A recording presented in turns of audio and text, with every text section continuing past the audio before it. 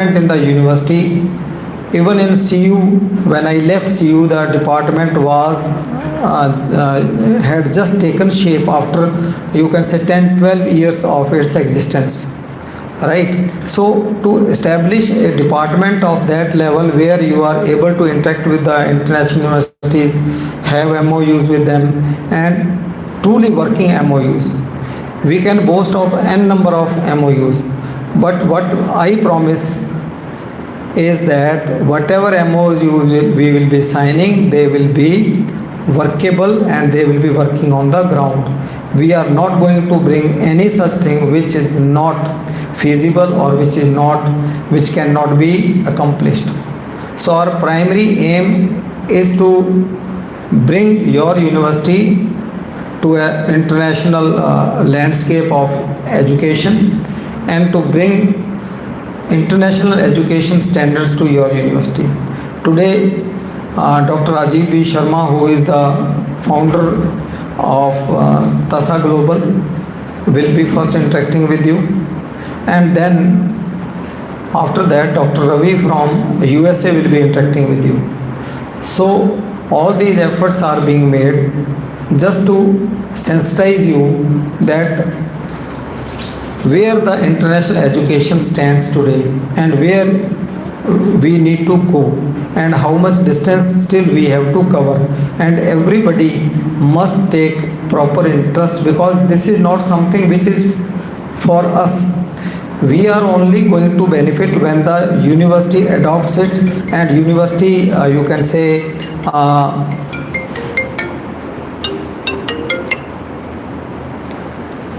when university takes full interest in that, because our interest follows university's interest. Once we are able to establish it here, naturally then our, you can say, profits or whatever benefits we are going to gain from it, they are secondary part of it. Let me tell you, we are not charging even a single penny from the university. We are not charging even a single penny from any student up front, and faculty ਦਾ ਤਾਂ ਸਵਾਲ ਹੀ ਪੈਦਾ ਨਹੀਂ ਹੁੰਦਾ. So whatever these programs are, they are going to bring in the revenues for the university, and those revenues will naturally be benefiting you people, because when the revenues are surplus with the university, you can say, makes efforts to upgrade your knowledge, to upgrade the infrastructure of the university, and that way you always gain. So this is a win-win situation for everybody, not only for university, not only for me, not only for TASA, but for everybody who is sitting here and who is attending this offline or online. So my request would be that listen to the things properly, understand them with an open mind, and there might be some questions. We will be very happy to address to those also. I am available here 24/7. You can contact me anytime. But we are not giving anything which is not workable, which is not feasible. We are in this education system for last 35 years. We know all the pitfalls, we know all the apprehensions of the teachers, of the students. Everything has been taken care of. All the programs have been curated. Every single step which we are taking, every full due care has been taken that they are workable and are beneficial. And whatever, you can say, hurdle you feel like, we have a solution for it. So with these words, I would like to invite Dr. Amandeep to carry it forward. We can now invite Dr. Rajiv B. Sharma to present his case, and then we can move on to Dr. Ravi.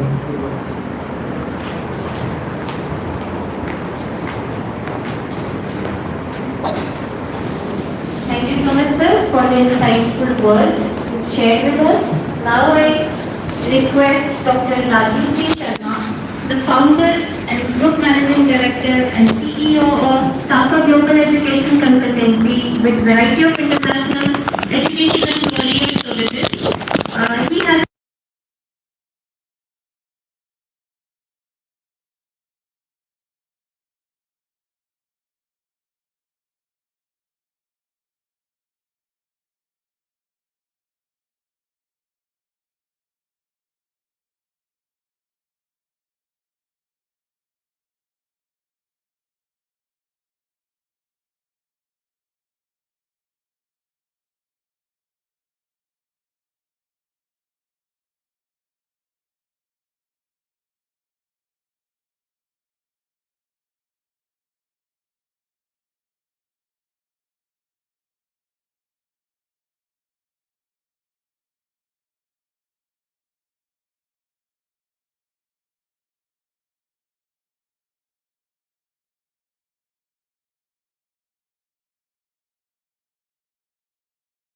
they joined us from USA for FDP number 2 on globalization.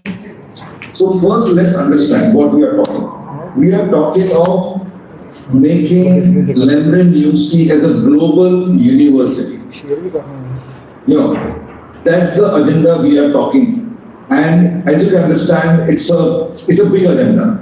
The agenda bada hai, and it's usually in our experience when we work with other universities in India, we work with a lot of them in public universities. We have noticed that it takes practically up to 2 to 3 years for the entire globalization to come in. So I will quickly recap what I spoke to you last time to just give things in perspective. And just a small clarification, I am not an agent, I am not a consulting firm. We are a global education services company. So our agenda and our business line is much, much bigger than what will happen for an agent or any consulting company. So just a small clarification because that's how management is us. See, first, why are we discussing global today? Very simple thing. First, the students' aspirations are changing. See, earlier there used to be set of students who wanted to go to study abroad. There was a set of students who wanted to go in India. But if you notice, every student now, whether in India or abroad, is a global citizen. In fact, most of the employers we have in India are maybe companies where the students are dealing with global customers. Okay, as you know, India has become an IT hub, it is an outsourcing hub. Now with GCC coming in India, so many of them have come in. So India is a hub and every student have to have a mindset of a global citizen. So hence, because of all social media, what their aspirations are changing. Second, the career outcomes are increasing global. I already explained to you, is our kids are global kids. Most important thing which has happened in last couple of years, that the government and the policy is supporting this now. So NEP 2021 was the first one which actually came boldly with saying that India education system, like everywhere else, should be international, should be global. See, I'm sure you must be knowing, already 17 universities have put up a campus in India. This season, this 2026 admission season is being, apart from there are some 17 international universities which are doing admission for Indian universities studying in India. They will study in India. And of course, after that, UGC came up with the Act in 2022, then 2024, AICT came with this Act to promote globalization. But to do this, the universities have to lead internally. See, this is not external what I'm going to talk to you. You have to lead internally. Internally means what? Everybody of you is involved in globalization and internationalization. See, I'm just a conduit, please understand. I'm there to support you. Okay? And as we go by, you will understand how we are going to support you. But ये agenda has to be internalized. मतलब आपको internally इसको अपने अंदर रूप में धारण करना पड़ेगा. And I keep on saying, what TASA is bringing is a layer. Like you have placement layer, goes across departments, उससे कुछ फर्क नहीं पड़ता है. Similarly, a globalization layer which TASA is bringing is a layer going across everything, all your faculties, all your departments. And today, it's about readiness. आप relocate करते हैं वो agenda important नहीं है. You have to be ready. That's what is globalization all about. सबसे first, addressing you, talking to you directly. ये आपको why it matters to the faculty in management. I'll come to students later, but सबसे first you, because and obviously we will talk much more. Dr. Ravi will speak about this much more about you in his session. Why it matters? Because you will have better prepared students. The students after this globalization, what we are doing, we are putting the layer. You will have better students. You will have a better structured international collaborations. There will be a lot of faculty development and exposure. So I'll give you an example. Last time I spoke to him, but today, right from we have Dr. Ravi speaking from USA to you and sharing with you his global experience first as a faculty and as an administrator of 30 years across entire Europe and the USA. So I will urge you to listen to him, talk to him, because he will be there sharing his experience with you. So that's one of the first exposures you're going to have. And obviously, it is going to be a very centralized coordination effort instead of ad hoc. Because ये agreement sign कर लिया, ये कर दिया, ये नहीं होगा. It is a very centralized effort. It is a structured effort. That's why it's going to matter to you.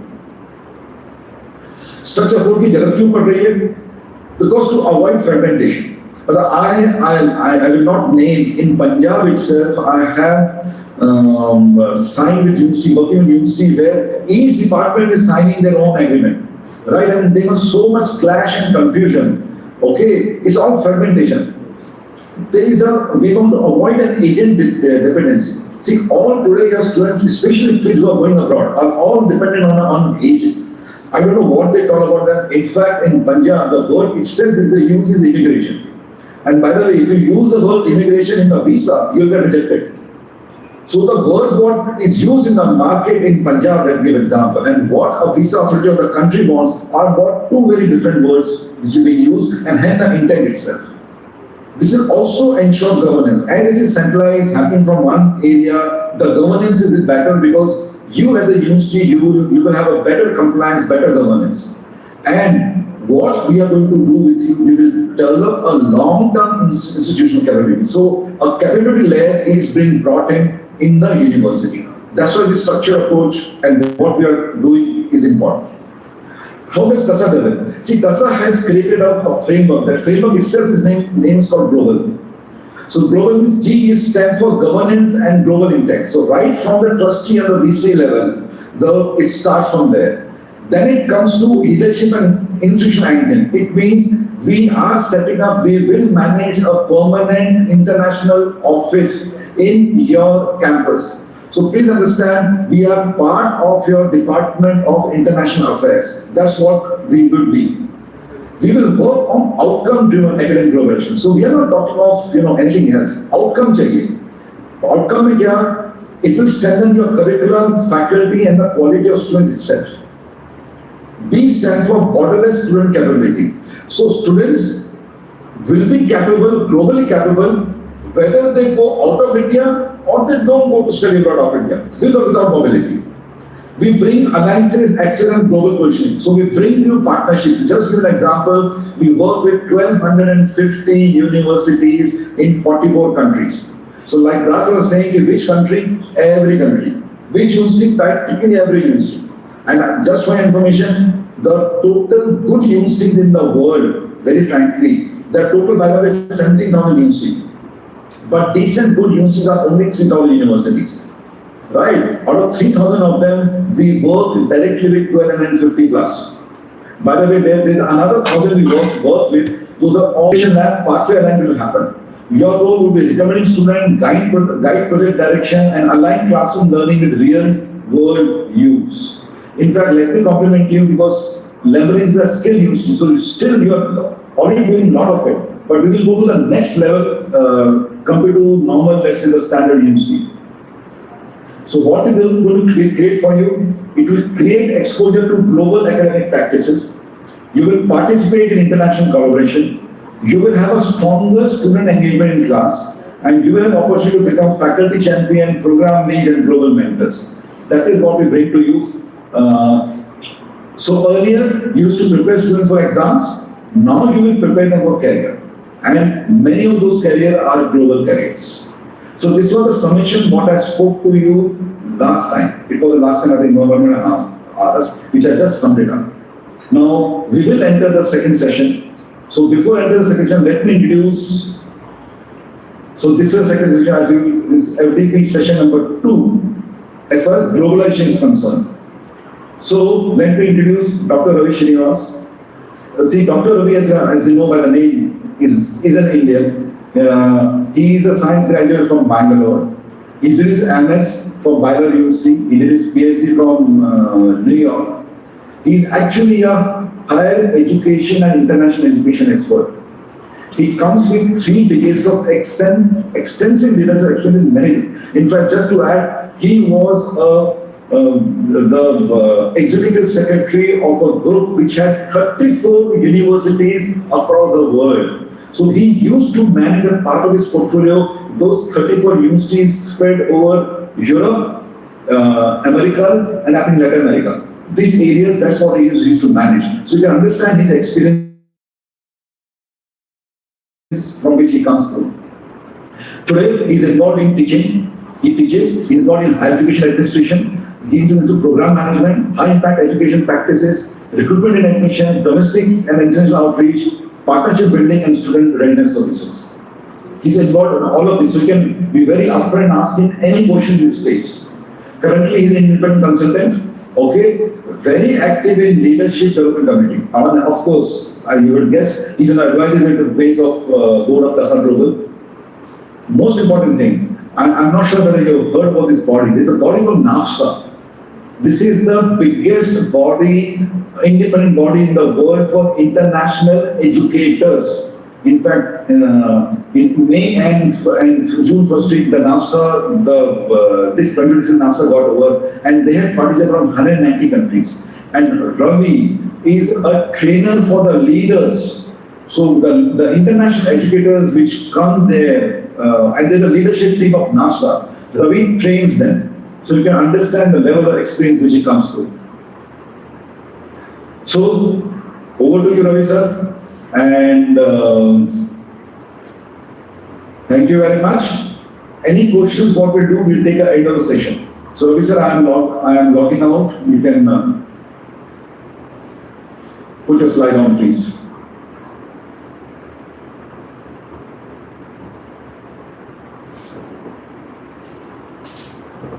Dr. Ravi.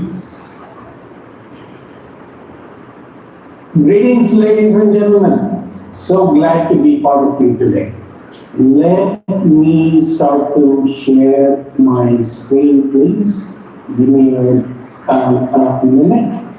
I am coming to you from Houston, Texas, in the USA, where the time now is 5:20 a.m. And so let me share my screen, please. Can you give me a second to do that?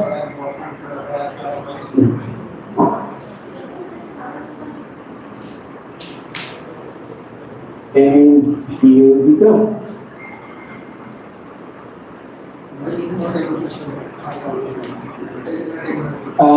Someone please confirm that you are able to see my screen, please. Yes, sir, we can see it. Yes, Ravi sir. Okay. All right. Wonderful. Ladies and gentlemen, you know, for me it's a good morning, but for you it's a good afternoon. Thank you all for being there today. I hope the audio is clear. Please confirm otherwise. And you know, I'm so happy to be part of you today for so many reasons. And I'm sure now you can see my video too. It's simply because of where you are at. So I extend a very warm welcome to you to today's session. And let's talk about a few things in a time for reflection, right? And you are all at LTSU. I understand that's the way that you identify yourselves. LTSU, the name of the university, Lamrin Technology Skills University in Punjab, which is fantastic. I so much hope that I am on your campus. And I really do. And here's why. You are a kind of a brand new university where you as faculty members have an opportunity to create the future of the university, let alone shape the futures of the students that we teach. And I'm so envious of you because a new university brings in new opportunities, new ways of doing. And I think why we are meeting today is part of that understanding, you know, when it comes to LPSA. So, if I may request a special privilege for today only, where I can speak as if I am public. Why? Because I have spent quite some time reading about LTSU. And you know, LTSU in the formation of University 2021 submitted a huge document to the EDC, 350 pages. Now, I read every single page, and I am so excited to be part of you today. So what I want you to do is, at the moment, think about your own journey at LTSC. Why are you there? Yes. You know, for faculty, it's a system of jobs and things like that, and something to do, earn money, you know, but I want you to think about beyond. Why? Because it's so important when we think about ourselves as a faculty member, because we are able to shape futures of the school that we serve.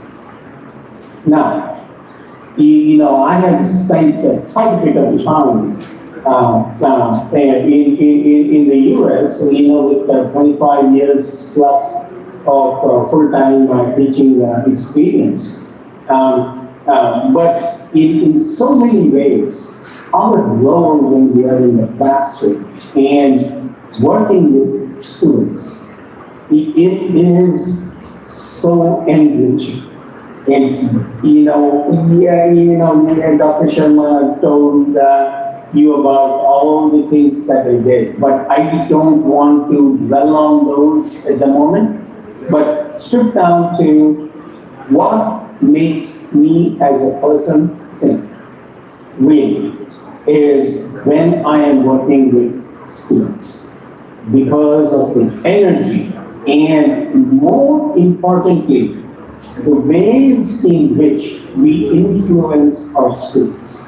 I want you to, each of you to really think about the time or when what you did with students in the classroom or outside influence their career decision. Do you think you influence the career decision? I am 100% sure that you did. And I'm hoping that all those influences have been really positive for the students. Sir, So when you think sir, about sorry to interrupt faculty, you. your role as a faculty Sorry member, to interrupt you, sir. one of the key things that really stands out in my mind is the transformational role Sir, excuse that me, we sir. have in the Sorry lives to interrupt you, of our please. students. Sure, truly this is the case. We won't reach every single student, but we need to pay attention to those lives that we transform as a faculty member in the classroom. In that context, I was just thinking about it, depending on when a certain class is offered and what is the schedule of the class. I have I have had anywhere between 30 and 50 opportunities to educate, motivate, encourage, flip it around, encourage, motivate, educate. So many opportunities that we have in the classroom. Perhaps we will get an opportunity to talk about how to actually do that, especially the encourage and the motivate aspects. When we get to the fourth module that's been planned by CASA for the faculty development for you. But let's move on for now. Right? The changing expectations of the role of a faculty member at a independent university. And this applies in the US as it applies to you today. I remember my own college days When there would be a faculty member who comes in and says, you know what, my job is to teach whatever, whatever the subject is. And that's pretty much it.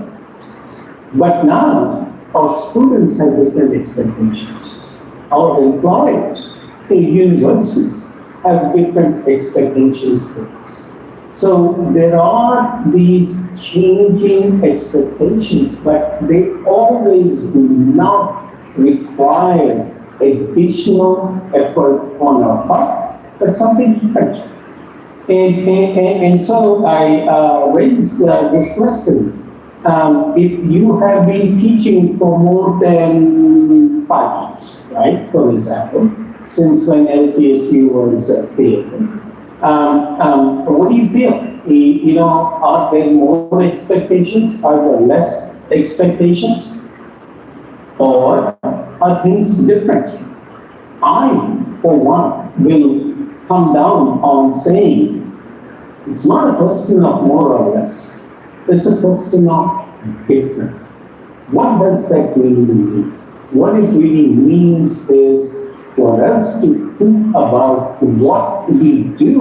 We have many students who engage in self-exploration. They do things on their own. They don't want to rely on somebody for a reason, but nevertheless, they go beyond what is being provided for them.